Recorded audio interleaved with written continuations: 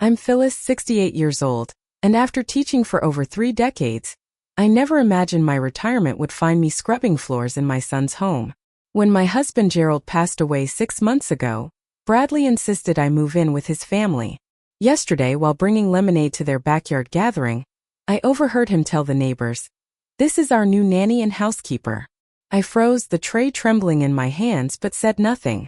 Before I continue my story, let me know where you're watching from and subscribe if family stories resonate with you. The chalk dust of 35 years had barely settled from my fingers when Gerald and I started planning our retirement. We'd saved modestly throughout our careers, with Gerald working as an accountant at a local firm while I taught 5th grade at Lincoln Elementary.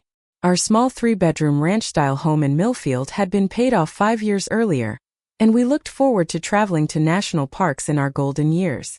Gerald always joked that we'd be those annoying grandparents who showed up unannounced with homemade cookies and photo albums. We'd celebrated 42 years of marriage last spring with a weekend trip to the beach where we first met.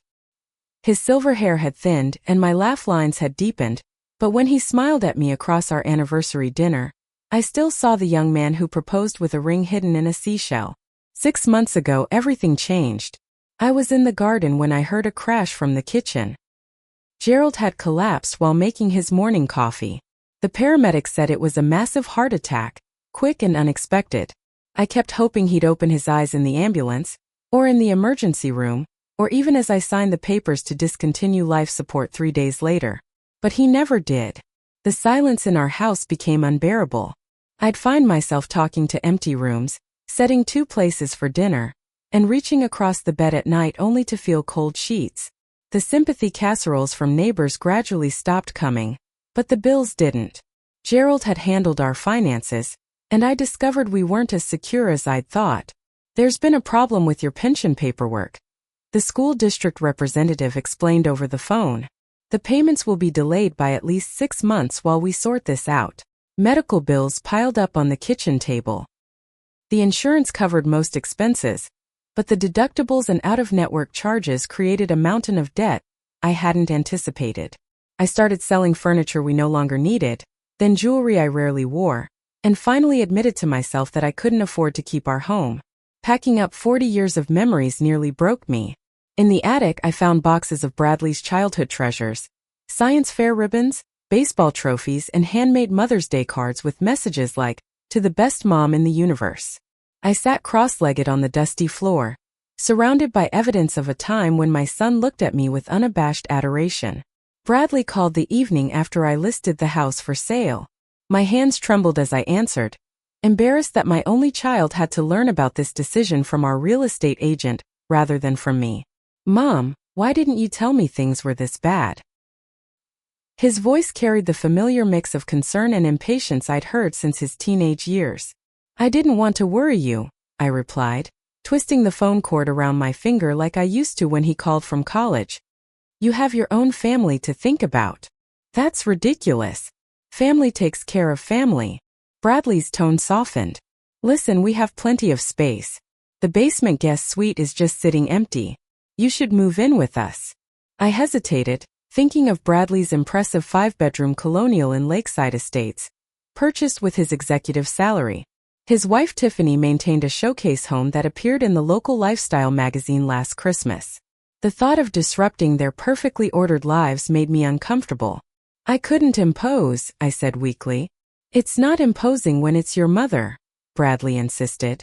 "The kids would love having you around, and you could help Tiffany with some of the household stuff.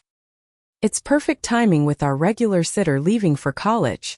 I didn't immediately register the implication of his last sentence, too overwhelmed by relief and gratitude to analyze his expectations.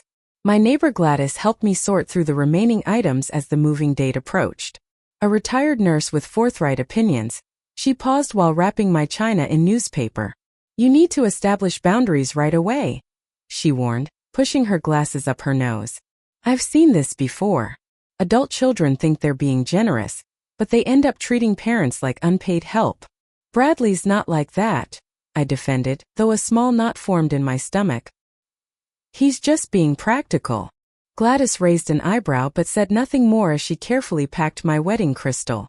The drive to Bradley's suburb took 40 minutes, each mile increasing my anxiety. I'd visited their home for holidays and occasional Sunday dinners, but the prospect of living there permanently made my palms sweat against the steering wheel. The security guard at the neighborhood entrance checked my name against a list before waving me through, an unnecessary reminder that I was entering a world vastly different from my middle-class neighborhood.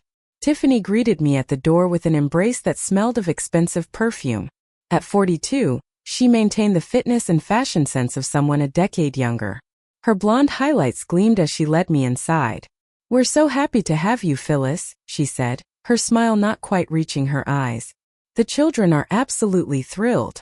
On cue, my grandchildren bounded down the curved staircase. 10-year-old Zachary gave me a quick side hug before asking if I'd brought any treats, while 7-year-old Hazel wrapped her arms around my waist and declared she'd made welcome signs for my new room. Bradley appeared from his home office, ending a call about quarterly projections before embracing me. "Welcome home, Mom," he said, taking my suitcase. "Let me show you where you'll be staying." The basement guest suite featured a queen bed with Egyptian cotton sheets, a private bathroom with heated floors, and a sitting area with a television smaller than the main family rooms but larger than the one Gerald and I had owned. The windows were narrow, offering a view of the manicured lawn at ground level, and the air carried a faint chill despite the summer heat outside. "This is lovely," I said, trying to imagine my personal belongings in this impersonal space. "The kids' playroom is just through that door," Bradley explained. "But they know to respect your privacy." He hesitated. "Most of the time, anyway." Dinner that night was served on the patio, with Tiffany presenting grilled salmon and quinoa salad on pottery plates that matched the outdoor cushions. Bradley poured wine into stemless glasses and proposed a toast. "To new beginnings," he said, raising his glass, "and to having an experienced teacher in the house to help with homework. And someone who knows how to make those amazing Christmas cookies," Tiffany added with a meaningful look at the children. "Maybe Grandma can teach us her recipe." "I'd be happy to help out," I offered, warming at their apparent appreciation for my skills. "I could cook a few nights a week, and of course I'll assist with the children's homework." Bradley and Tiffany exchanged glances before he replied, "That would be great, Mom. We want you to feel like part of the family, not a guest." As stars appeared above the carefully positioned outdoor lighting, I allowed myself to believe this arrangement might work after all. The gentle illusion of being part of the family began dissolving my third morning in the house. I awoke to footsteps overhead and checked my bedside clock. 6:15 a.m. Pulling on my robe, I climbed the stairs to find Tiffany already dressed in a tailored suit, frantically searching the refrigerator. "There you are," she said, as though I'd been deliberately hiding. "The children need to leave for day camp by 7, and Bradley has an early meeting. Could you whip up some breakfast while I finish getting ready?" Before I could respond, she handed me a carton of eggs and disappeared upstairs. I stood in the unfamiliar kitchen, trying to remember where I'd seen spatulas the night before. By 6:45, I'd prepared scrambled eggs, whole grain toast, and sliced fruit for the family. Bradley gulped coffee between checking emails on his phone, while the children picked at their food and complained about day camp activities. "Mom, make sure Zachary takes his science project today," Bradley said, standing to straighten his tie. "And Hazel needs sunscreen applied before she goes outside. The camp bus picks them up at the corner at 7:30, Tiffany added, gathering her purse and keys. "They have lunches in their backpacks, but Zachary might need a reminder to actually eat his vegetables." They both kissed the children goodbye and hurried toward the garage without acknowledging the breakfast I prepared or asking about my own plans for the day. After sending the children off with their backpacks and reluctant hugs, I returned to find the kitchen in disarray. Breakfast dishes sat abandoned on the table, a glass of orange juice had spilled onto the floor, and someone had left the bread bag open. I cleaned up automatically, the way I had in my own home, though the layout of the dishwasher and cleaning supplies required some investigation. On the counter, I discovered a handwritten note in Tiffany's elegant script. "Phyllis, if you have time today. Laundry needs folding. Kids' sports uniforms needed for tomorrow. Pantry could use reorganizing. Dinner around 6:30. Camp pickup at 4:15. The note wasn't phrased as a request but as an assumption. I stared at it, remembering Gladys's warning about boundaries. But it seemed petty to object to helping with household tasks when they'd opened their home to me. I pushed aside my discomfort and started on the laundry. The following days established a pattern. I'd wake early to prepare breakfast, help the children get ready, clean the kitchen, and then tackle whatever tasks had been left on notes or mentioned in hurried conversations. Bradley and Tiffany rarely returned home before 6 p.m., leaving me responsible for the children's after-camp activities, snacks, and homework supervision. By the end of my second week, I realized I hadn't left the house except to walk to the bus stop. My own unpacking remained half-finished, and I'd missed calls from 2 former colleagues because I was busy scrubbing bathrooms or helping with science projects. Friday evening brought the promise of family movie night, which Bradley had mentioned when convincing me to move in. I prepared a bowl of popcorn and joined them in the spacious family room, only to find all the seating positions already established. "Mom, would you mind watching on your TV downstairs?" Bradley asked, not looking up from the remote. "We're watching the new superhero film. And I know that's not really your thing. Plus the kids might want to sleep upstairs tonight," Tiffany added with a meaningful glance that clearly communicated my presence wasn't wanted. I retreated to my basement room, the rejected popcorn bowl growing cold in my hands. Through the ceiling I could hear laughter and the muffled soundtrack of the movie I'd been excluded from watching. The following week, Bradley installed parental controls on the main television. "Just so the kids don't accidentally see anything inappropriate," he explained when I found myself unable to watch my favorite crime drama during their nap time. Tiffany's comments about housekeeping grew more frequent and specific. "The guest bathroom needed attention," she mentioned casually after her book club meeting. Charlotte asked if we'd changed cleaning services. During dinner conversations about upcoming family plans for a weekend at the lake house, my input wasn't sought. "Mom, would you mind keeping an eye on the house while we're gone?" Bradley asked, making it clear I wasn't included in family for this occasion. When Bradley's college friend visited with his family, I overheard my son's introduction. "This is Mom, who's been helping us out since Dad passed away." The subtle shift from family member to household helper wasn't lost on me, nor on his friend, who proceeded to thank me for the refreshments I'd served. The children, taking cues from their parents, began treating me differently too. "Grandma, can you get me some juice?" became a command rather than a request. "Grandma, I need my soccer uniform clean by tomorrow morning," delivered without eye contact as Zachary played video games. One afternoon, I returned from grocery shopping to find my reading glasses and novel moved from the living room side table to my bedroom. "We needed the space for the new floral arrangement," Tiffany explained when I inquired. "I hope you don't mind. The living room is really for entertaining." The boundaries of my existence in their home were shrinking, my personhood diminishing with each passing day. The first major incident that truly opened my eyes occurred when I had to cancel my monthly book club meeting. "I'm sorry, but we need you to watch the children tonight," Tiffany informed me 30 minutes before I was due to leave. "Our sitter canceled, and we have Bradley's work function." "I had plans," I said, gesturing to my dressed-up appearance and the book on the counter. "It's my book club night." Tiffany's expression flickered between surprise and annoyance. "Oh, well, we really can't miss this event. It's important for Bradley's promotion. Could you reschedule your thing?" The dismissive way she referred to my social commitment made it clear where my priorities should lie. I called my friend Martha with apologies while Tiffany applied lipstick in the hallway mirror. Later that week, while retrieving laundry from the dryer, I overheard Tiffany on the phone in the adjacent mudroom. "It's working out better than expected," she was saying. "The live-in help means we've actually saved money on childcare, and the house has never been cleaner." I stood frozen, the warm towels clutched against my chest as she continued. "No, it's fine.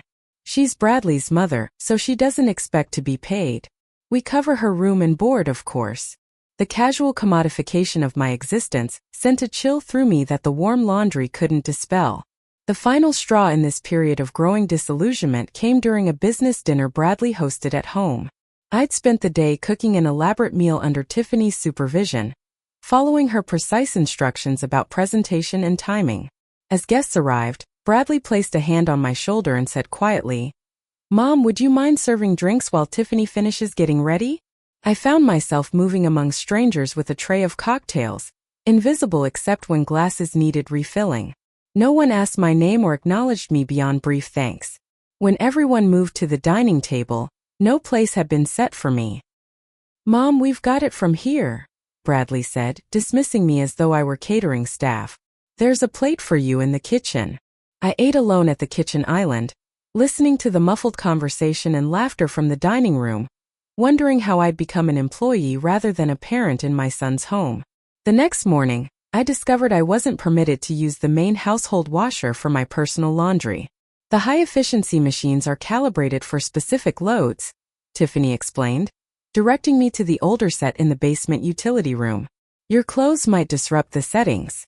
My favorite reading chair, which I'd brought from my old house and placed in a sunny corner of the family room, mysteriously migrated to the basement next to my bedroom.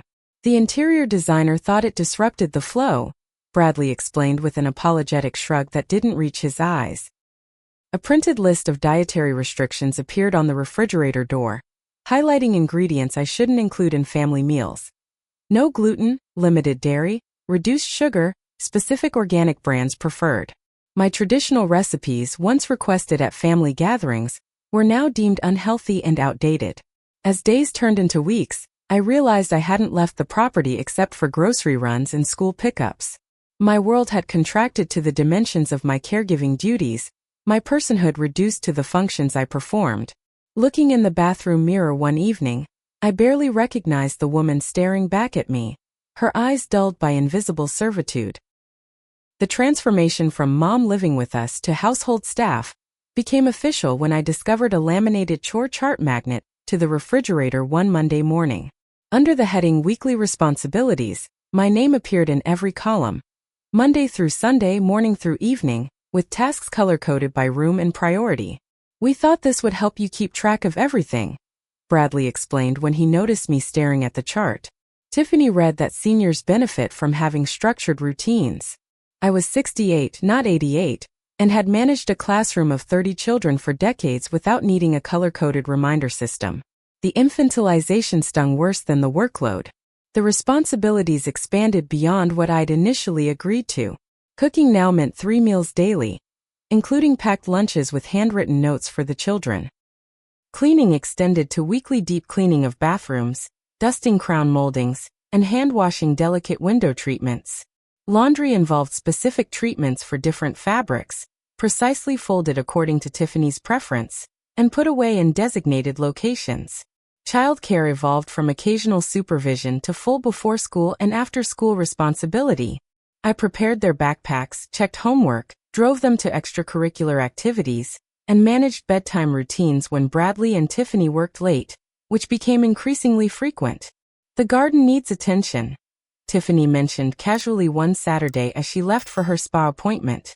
"The landscapers only come monthly, and the flower beds are looking tired." I spent 6 hours weeding and pruning under the summer sun, my knees aching and back screaming in protest. When they returned, Bradley walked past the immaculate gardens without comment, while Tiffany noted that I'd missed some dead blooms near the patio. No acknowledgement of my efforts ever came. No thank you for meals prepared or shirts ironed. My work had become expected, invisible labor that only garnered attention when imperfectly executed. I found myself reporting completed tasks to Tiffany each evening, like an employee delivering a status update to management. "I've finished the linen closet reorganization," I told her one evening as she scrolled through her phone. She responded without looking up. "Did you use the new labels I printed?" My daily schedule extended from 6 a.m. until after dinner cleanup, often past 9 p.m., with no designated breaks. I'd catch moments of rest while folding laundry or between school pickup and dinner preparation, but uninterrupted leisure time had vanished from my life. The invasion of personal boundaries happened so gradually I barely registered each new encroachment until they accumulated into an unmistakable pattern. Zachary and Hazel entered my basement room without knocking, rummaging through drawers for craft supplies or borrowing books without asking. "Grandma doesn't mind," I overheard Tiffany telling them when Hazel showed off my pearl earrings she'd borrowed for dress-up. The fact that these pearls were Gerald's last anniversary gift to me apparently held no significance to anyone but me. My mail arrived pre-opened, with Bradley scanning financial documents before passing them along. Just making sure you're not missing any important deadlines, he explained when I questioned this practice. The invasion of privacy was disguised as filial concern. Household decisions affecting my living space happen without consultation.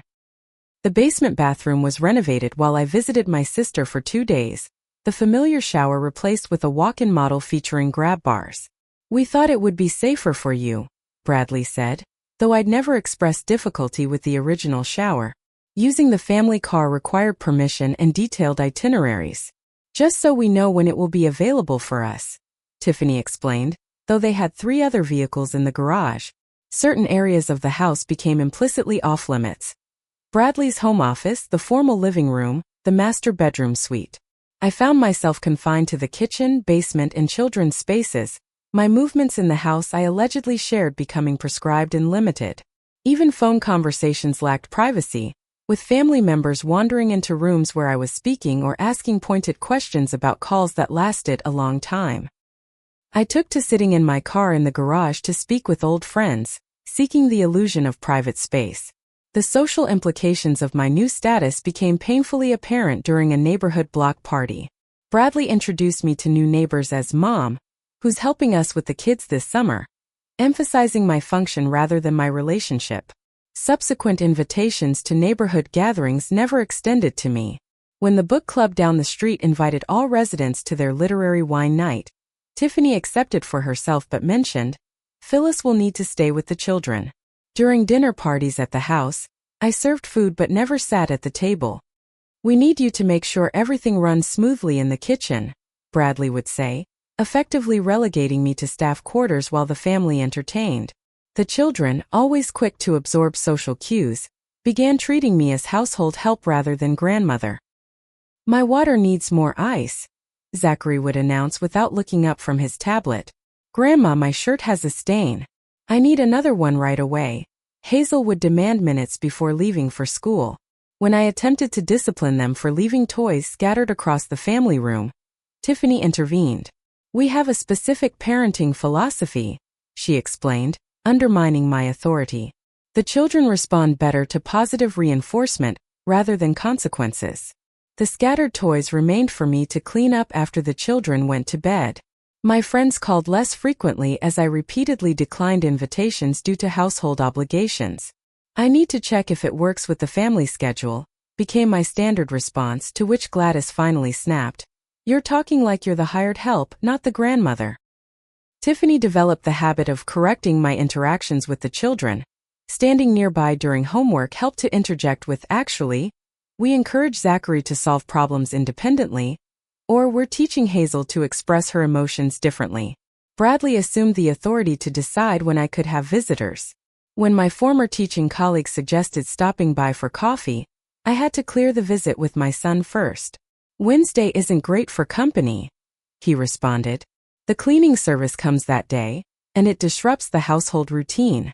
The cleaning service, I discovered, came specifically to handle the tasks Tiffany deemed too specialized for me: polishing silver, cleaning chandeliers, and treating the marble countertops. My daily cleaning efforts were apparently insufficient for maintaining their standard of living. By the 3rd month of living in their home, I no longer resembled the independent woman who had managed a classroom and household for decades. I moved through their spaces like a ghost, performing tasks without recognition, existing without autonomy. When I looked in the mirror, I saw a woman I didn't recognize, her posture stooped from accumulated invisible burdens, her expression carefully neutral to avoid showing the hurt beneath. The invitation arrived on heavy cardstock with embossed lettering. The Lakeside Estates annual summer barbecue, hosted this year by the Morgan family. Bradley displayed it prominently on the refrigerator, covering part of my chore chart. "This is huge, Mom," he explained, eyes gleaming with excitement.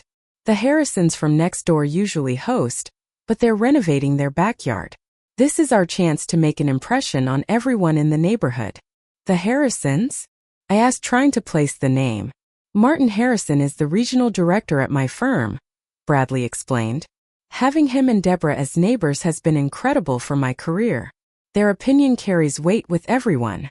Tiffany appeared with a thick binder labeled Entertainment. "We'll need to start preparations immediately," she announced. "The event is Saturday, which gives us just 5 days." The binder contained printouts of gourmet recipes, decoration inspiration photos, and a minute-by-minute schedule leading up to and through the event. My name appeared beside nearly every preparatory task. The following days dissolved into a blur of cleaning, shopping, and cooking. I scrubbed baseboards, polished silverware, and pressure-washed the patio stones. Every surface in the house required attention, from crown moldings to the insides of rarely opened cabinets. "The guests won't see inside the pantry," I pointed out as Tiffany instructed me to reorganize canned goods by color and size. "People always notice details," she replied. "It reflects on our standards." I spent Wednesday shopping for specialized ingredients at 4 different stores, following Tiffany's exacting specifications for organic produce and artisanal products. Thursday and Friday were dedicated to advanced food preparation. Marinating meats, preparing compound butters, and baking desserts that required precise timing and temperature control.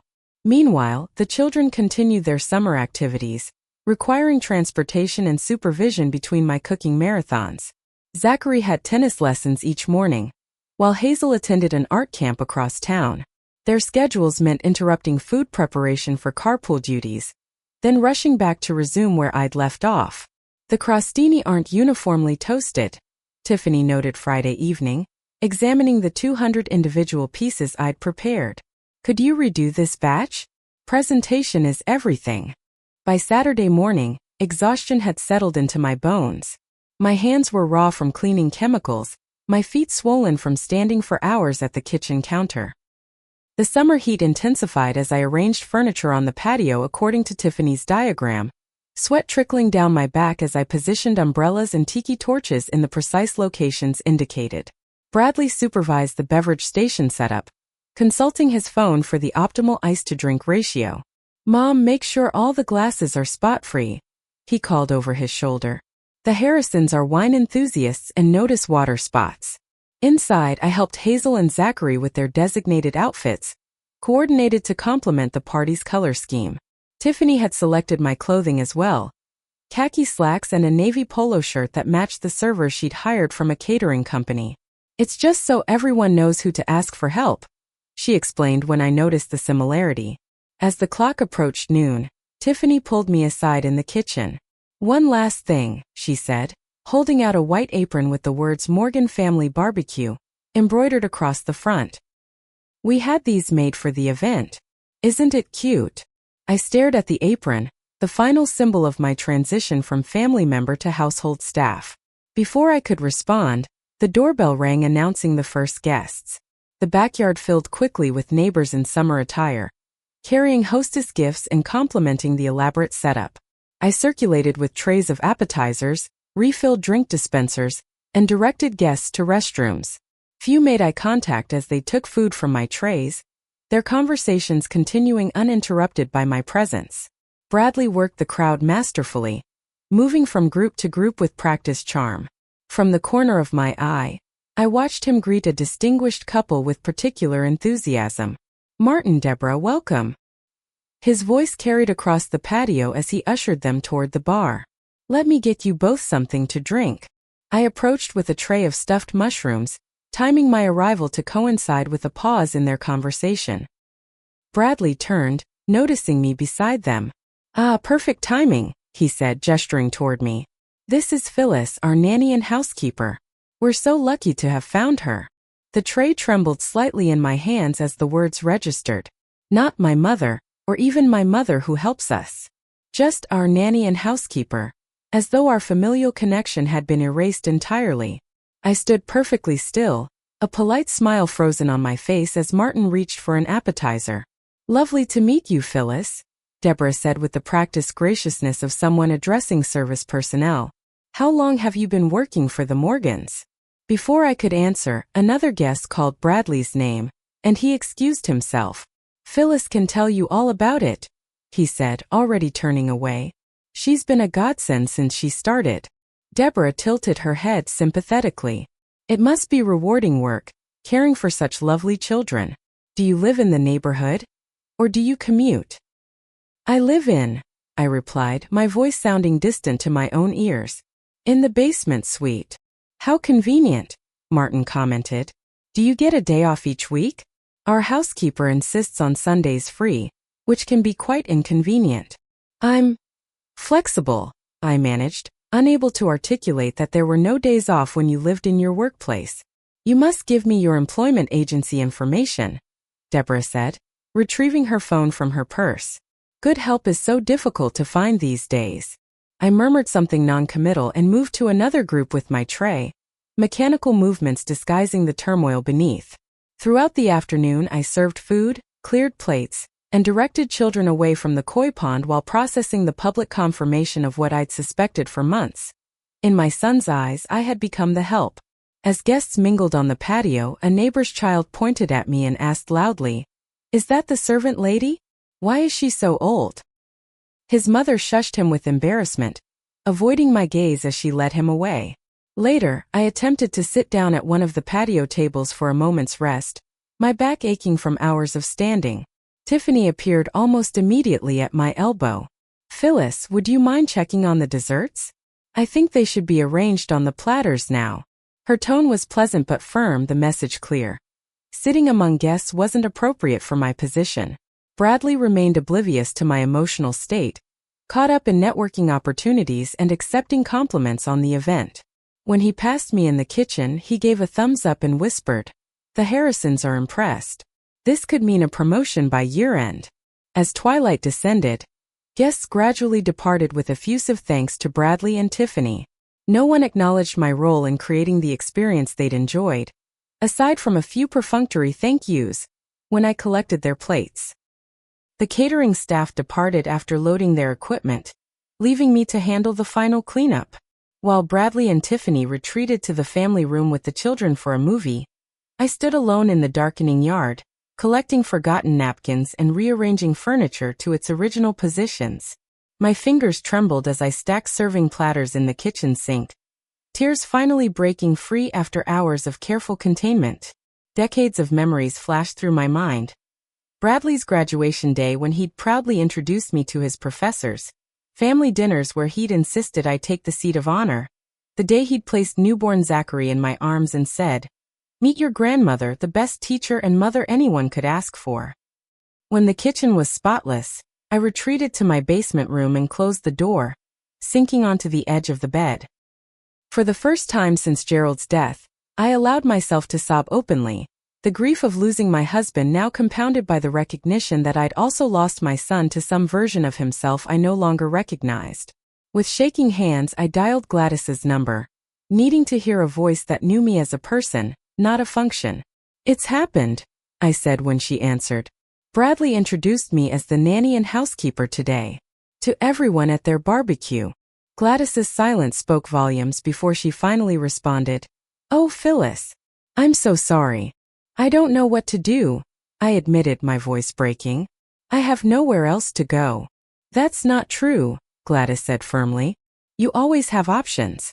The question is whether you're ready to give them exactly what they want." "What do you mean?"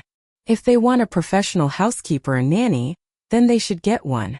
With professional terms, professional boundaries, and professional compensation." As Gladys outlined her suggestion, a plan began forming in my mind. For the first time in months, I felt a flicker of the strength and decisiveness that had defined my teaching career. "I'll meet you tomorrow for coffee," I said, sitting straighter. "I think I need some help drafting a document." Sunday morning found me seated across from Gladys at Riverside Cafe, far enough from Bradley's neighborhood to ensure privacy. The familiar surroundings of my old community embraced me like a forgotten comfort, from the mismatched mugs to the bulletin board advertising local events. "First," Gladys said, placing her reading glasses on her nose, "we need to establish fair market value for your services." She opened her tablet to a spreadsheet she'd prepared, revealing research on professional household staff compensation. Live-in nannies with childcare experience earn between $25 and $35 hourly, depending on responsibilities. Housekeepers with cooking duties command similar rates. I stared at the figures, calculating the hours I'd worked over the past months. "That can't be right." "It is," Gladys insisted. Let's document your typical week. We spent the next hour creating a detailed account of my daily schedule and responsibilities. The list grew longer than I'd anticipated. Breakfast preparation, lunch packing, dinner cooking, kitchen cleaning, laundry sorting, folding and putting away, bathroom sanitizing, floor mopping, furniture polishing, grocery shopping, school transportation, homework supervision, bedtime routines, special event preparation, garden maintenance, and more. You're working at least 12 hours daily, 6 days a week, Gladys concluded. That's 72 hours minimum, with no overtime compensation, no health benefits, no paid time off. She made a quick calculation on her phone. At $30 per hour, with overtime rates for anything over 40 hours, they should be paying you approximately $2,950 weekly. The figure shocked me into silence. Gladys continued typing notes. For the 3 months you've worked for them so far, they owe you approximately $35,400, minus reasonable room and board costs. I never expected payment, I protested weakly. They're family. Gladys removed her glasses and fixed me with a stern look. Would Bradley work 70-hour weeks for his company without compensation because they provided an office? Would Tiffany volunteer at her charity events if they started treating her like paid staff? Family helps family, yes, but exploitation is never acceptable, regardless of relationship. My next stop was the Household Employee Rights Workshop at the community center, where a labor attorney named Richard was giving a free consultation session. I explained my situation in hypothetical terms, watching his expression grow increasingly concerned. Even family members acting as household employees have legal protections, he explained. Verbal agreements are still agreements. If expectations were set regarding duties and compensation, even implied ones, they constitute an employment relationship. He provided information about minimum wage requirements, overtime regulations, and reasonable accommodation standards. Anyone working the hours and responsibilities you've described should have a formal contract protecting both parties, he advised. I left with his business card and a clearer understanding of my options. At home, I used Bradley and Tiffany's absence at a Sunday evening function to document the current state of their household. I photographed the immaculate rooms I maintained, the organized closets I'd arranged, the meal plan calendar I'd created for the month. Evidence of my labor surrounded me, from the polished banisters to the alphabetized spice rack. In the quiet house, I found myself drawn to the family photo albums on the bookshelf. I pulled out the oldest one, containing pictures from Bradley's childhood. There he was at 8, proudly holding a science project I'd helped him build at our kitchen table. Another showed him at 16, arm around my shoulders at his driving test. The smiling young man in graduation robes bore little resemblance to the person who now saw me as household staff. What would Gerald say about our current situation? My late husband had always been Bradley's moral compass, gently but firmly redirecting him when materialism or status-seeking clouded his judgment. Success means nothing if you lose yourself in the process, Gerald had told him when Bradley took his first corporate job. I closed the album, remembering how I'd overcome challenges throughout my life. Standing up to a dismissive principal to advocate for special needs students, negotiating fair contracts as the teachers' union representative, rebuilding our finances after Gerald's health crisis 10 years ago. Strength had always been my foundation, though grief had temporarily eroded it. My phone rang, displaying my daughter Wendy's name. Unlike Bradley, she had chosen a modest lifestyle as a librarian in Oregon, too far to offer immediate help but always emotionally supportive. "Mom, how are things really going?" she asked after our usual pleasantries. "You sound different lately." The concern in her voice broke through my carefully constructed facade. I found myself telling her everything. The gradual shift in expectations, the barbecue incident, my growing plan. "I'm not surprised," Wendy sighed. "Bradley always did believe his own success story too completely. Dad would be so disappointed." "What would you do?" I asked. "Exactly what you're planning," she replied without hesitation. "Stand your ground with dignity. You taught us both to respect ourselves first. It's time Bradley remembered that lesson." After our call, I sat at the small desk in my room and began drafting the document that would either recalibrate my relationship with my son or end my time in his home. The blank page intimidated me at first, but decades of writing lesson plans and evaluation reports had honed my ability to be clear and specific. I listed every duty I performed, every hour I worked, every responsibility I'd assumed. I researched standard contract language on my tablet, incorporating provisions for time off, privacy rights, and compensation terms. The document grew to 5 pages, professional and comprehensive. The next morning, I called Richard the lawyer and arranged to meet him during the Children's Day camp hours. He reviewed my draft, making suggestions about clarifying language and adding specific protections.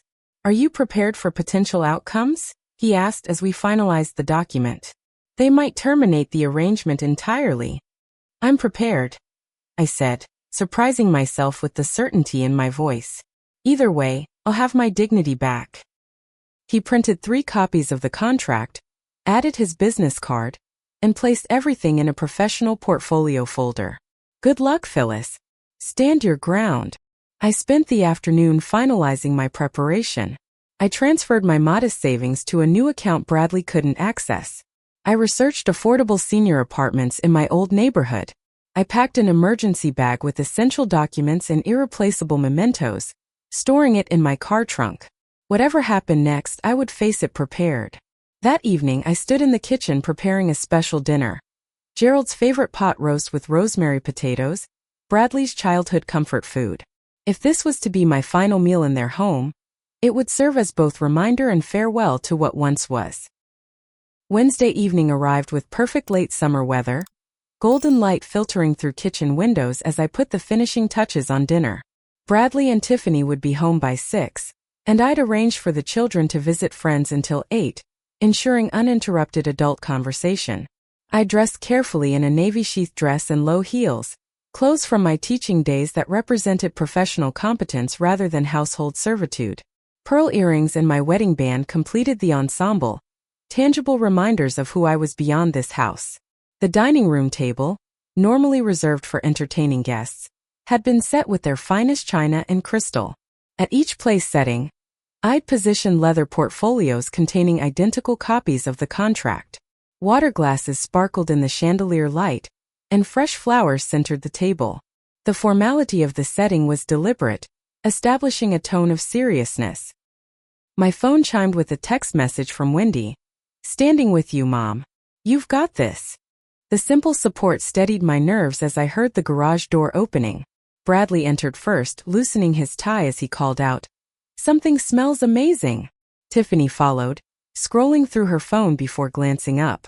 Her steps faltered when she noticed the formal dining setup. "What's the occasion?" she asked, scanning for hidden guests or forgotten anniversaries. "I'd like to have a family meeting over dinner," I replied, my voice calmer than I felt. "There's something important we need to discuss." Bradley's expression shifted from confusion to concern. "Is everything okay? Where are the kids?" "They're at the Hendersons until 8. I thought it would be best for us to speak privately first." I gestured toward the dining room. "Please have a seat. Dinner is ready." They exchanged puzzled glances but complied, moving toward the formally set table. Bradley pulled out Tiffany's chair before noticing the portfolios. "What's all this?" he asked, fingering the leather cover. "Let's start with dinner," I suggested, bringing in the serving dishes. "We can discuss the documents afterward." The meal proceeded with unusual quiet, punctuated only by compliments on the food and awkward attempts at normal conversation. I responded politely but briefly, maintaining the professional demeanor I'd practiced. When they'd finished eating, I cleared the main course dishes and served coffee in their best cups. The moment had arrived. "I've been living here for just over 3 months now," I began, sitting straight-backed in my chair. "During that time, my role has evolved significantly from what was initially discussed." Bradley shifted uncomfortably. "What do you mean?" "When you invited me to move in, you suggested I would be part of the family and could help out occasionally. Instead, I've become responsible for all household management, childcare, cooking, cleaning, and property maintenance." Tiffany's cheeks flushed slightly. "We've been really busy with work, and you seemed happy to help." "I was never asked if I was happy to take on these responsibilities," I corrected gently. They were gradually assigned to me without discussion, acknowledgement, or compensation. Bradley frowned. Mom, we gave you a place to live when you needed it. We didn't expect anything in return. Please open the portfolios, I requested, rather than arguing the point directly. They hesitantly complied, unfolding the documents inside. Bradley's expression shifted from confusion to disbelief as he scanned the first page. Employment contract for household services? What is this? It's a formal agreement outlining the services I've been providing and the terms under which I'm willing to continue providing them, I explained. Please take a moment to review it. Silence fell as they read through the document. Tiffany's eyes widened at the compensation section, while Bradley's jaw tightened at the breakdown of working hours. This is ridiculous, Tiffany finally sputtered. Your family, not an employee. Am I? I asked quietly. At the barbecue last weekend, Bradley introduced me to the Harrisons as our nanny and housekeeper. Not as his mother. Bradley had the grace to look embarrassed. I didn't mean anything by that. It was just explaining how you help us. It was the culmination of a pattern, I continued steadily. I've been relegated to staff quarters, given staff duties, treated as staff, and now publicly identified as staff. The only difference is that staff would be compensated fairly for their work. I turned to the third page. This section details my typical weekly schedule, documenting approximately 70 working hours across childcare, housekeeping, cooking, and property maintenance. We never asked you to do all this, Tiffany protested. I reached into a folder beside me and withdrew the stack of daily task lists she'd left me over the past months. These suggest otherwise. Bradley leaned forward, his business negotiation face emerging. Let's be reasonable here. We've provided you with room and board, which has significant value. I've accounted for that, I replied, pointing to the relevant section. Standard deductions for live-in staff accommodation and meals have been applied to the calculation of back pay.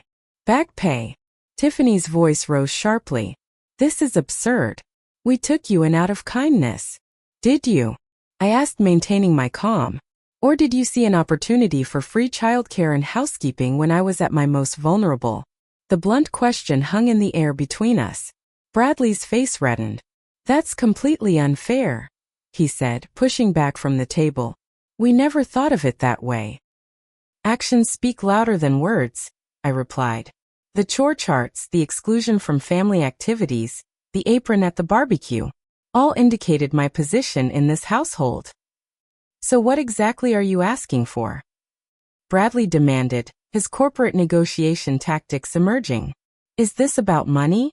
This is about respect, I corrected. The contract offers two options. First, you can formally employ me as your housekeeper and nanny under the terms outlined, including fair compensation, reasonable hours, and appropriate boundaries. I paused before continuing. Or second, I return to being treated as your mother and a member of this family, with mutual respect and shared responsibilities appropriate to our relationship. Tiffany stood abruptly. I can't believe you're doing this to us after everything we've done for you. This is extortion. It's clarification, I replied evenly, and a boundary I should have established months ago. She grabbed her portfolio and stormed out of the room, heels clicking angrily across the marble foyer. The front door slammed moments later. Bradley and I sat in silence, the weight of unspoken words between us. Finally, he sighed heavily. Mom, I don't understand where this is coming from. We gave you a home when you needed one. You gave me a room, I corrected gently. Not a home. In a home, people have dignity, respect, and a voice. He rubbed his face, suddenly looking younger and uncertain. I never meant to treat you like hired help. But you did. And at the barbecue, you made it official to everyone we know. The mention of the barbecue seemed to hit him differently. He winced visibly. I was trying to impress Martin, he admitted quietly. Having household staff is expected at his level. And that's more important than acknowledging your mother? He had no answer for that. Do you remember when you were 10, I continued, and you told the neighbor kids your father was an astronaut instead of an accountant? A small smile flickered across his face. Dad made me apologize to him in front of everyone. He said being ashamed of who your family is means being ashamed of yourself. I reminded him. He was right then, and he'd be deeply disappointed by your choices now. The mention of his father seemed to penetrate Bradley's defenses. His shoulders slumped, and for the first time, I glimpsed the son I remembered beneath the executive facade. I don't know what happened to me, he whispered. When did I become this person? I reached across the table and covered his hand with mine, our first genuine contact in months. It's not too late to choose differently, I said softly. Bradley stared at the contract before him, then looked up with damp eyes. I'm so sorry, Mom. I've been terrible to you. Yes, I agreed, not offering easy absolution. You have. What happens now? He asked, sounding more like my uncertain teenage son than the corporate executive. That depends on you, I replied. I've packed my car and researched apartments near my old neighborhood. I'm prepared to leave tomorrow if that's what you choose. No, he said quickly. No, that's not what I want. Then we need to redefine our relationship, I said firmly. Starting with how you introduce me to others, how decisions are made in this house, and how responsibilities are shared. Bradley nodded slowly. I need to talk to Tiffany. Yes, you do, I agreed.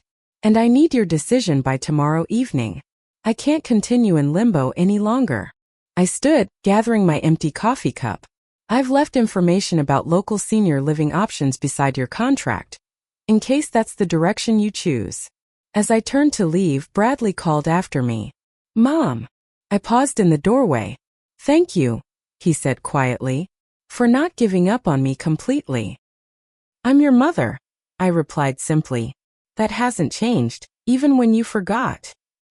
The following morning, I woke to unusual sounds from the kitchen. Typically the first one awake, I was surprised to hear cabinets opening and the coffee maker gurgling. I dressed quickly and climbed the stairs to find Bradley at the stove, awkwardly flipping pancakes while Zachary set the table.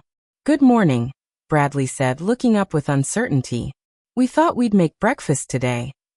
The kitchen bore evidence of their inexperience. Eggshells on the counter, flour dusting the floor, and pancakes of wildly inconsistent sizes on a serving plate. But the gesture itself spoke volumes. This is a nice surprise, I said, accepting the coffee Hazel proudly presented. Dad said we need to be more thoughtful, she explained with the seriousness only a 7-year-old can muster. Because we've been treating you like a servant instead of our grandma. Bradley winced at her blunt phrasing but nodded. We had a family meeting this morning. There are going to be some changes around here. After breakfast, which we all cleaned up together, Bradley asked me to join him in his home office. Tiffany sat stiffly in an armchair, her expression carefully neutral. I spent most of the night thinking about everything you said, Bradley began. And you were right. We took advantage of your situation and treated you disrespectfully. Tiffany cleared her throat. Bradley and I have discussed your contract. We agree that things can't continue as they have been. I waited, keeping my expression neutral despite the nervous flutter in my stomach. I was angry last night, she continued. But after talking it through, I realize we've been unfair to you. That wasn't our intention, but impact matters more than intention. Bradley pulled out a notepad where he jotted points in his precise handwriting. We'd like to propose some immediate changes, if you're willing to stay. Over the next hour, we negotiated a new family arrangement. I would continue living with them, but in the upstairs guest suite rather than the basement.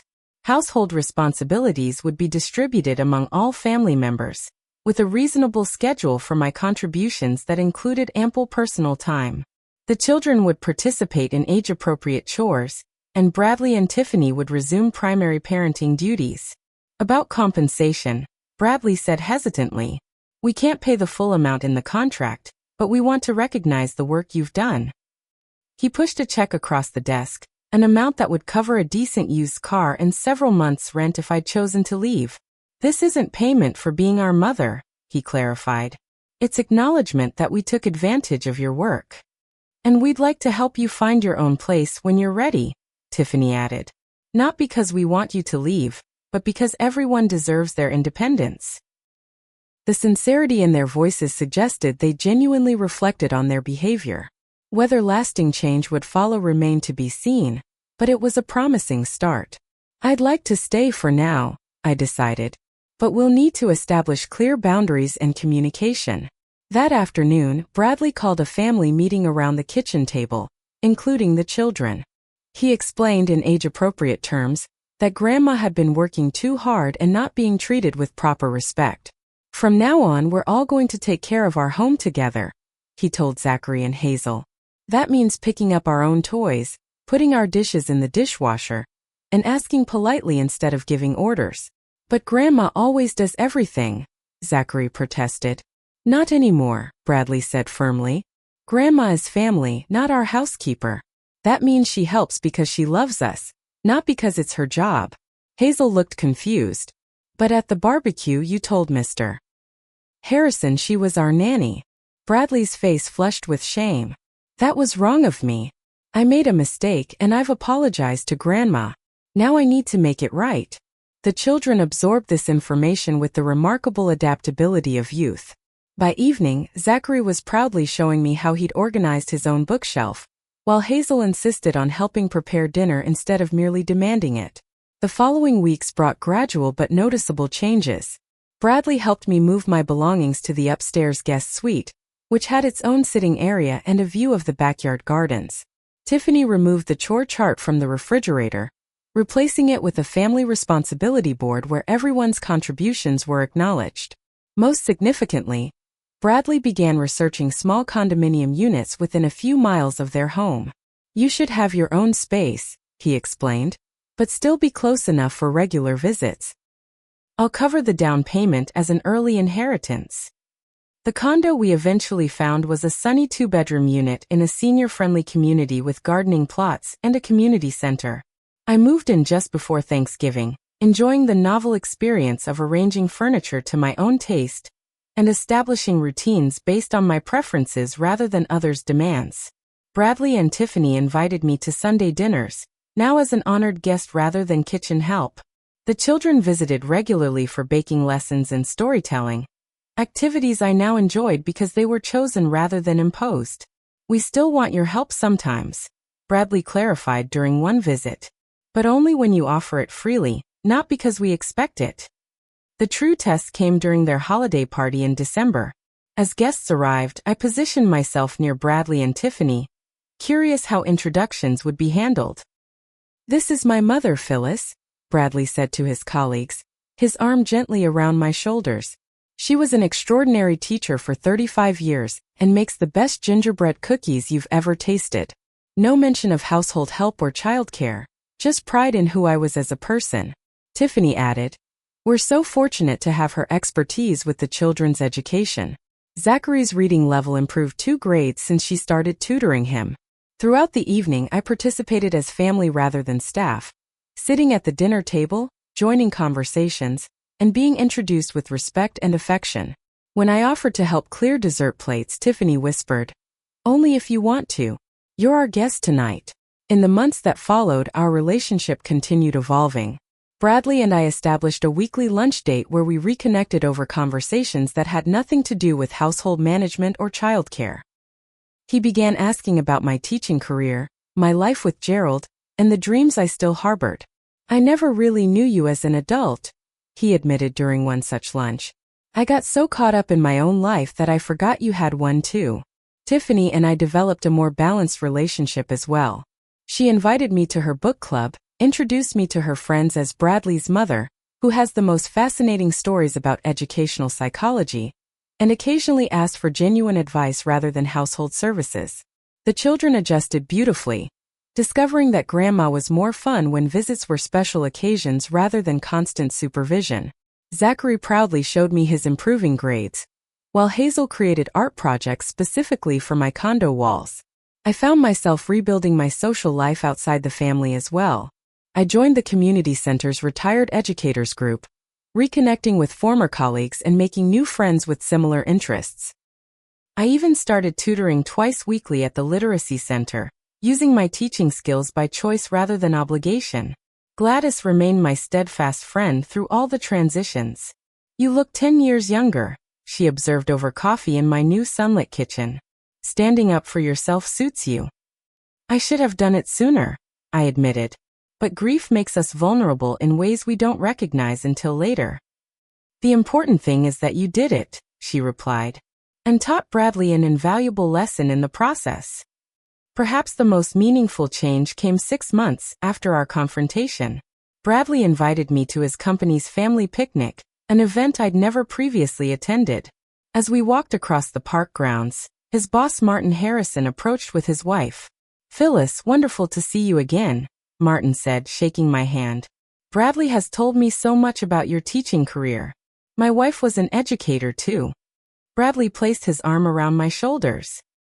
"Mom was Teacher of the Year twice," he said proudly. "She's the reason I learned to value education so highly. No awkwardness, no functional definitions, just genuine pride in our relationship." Later, as we drove home, I mentioned the changed introduction.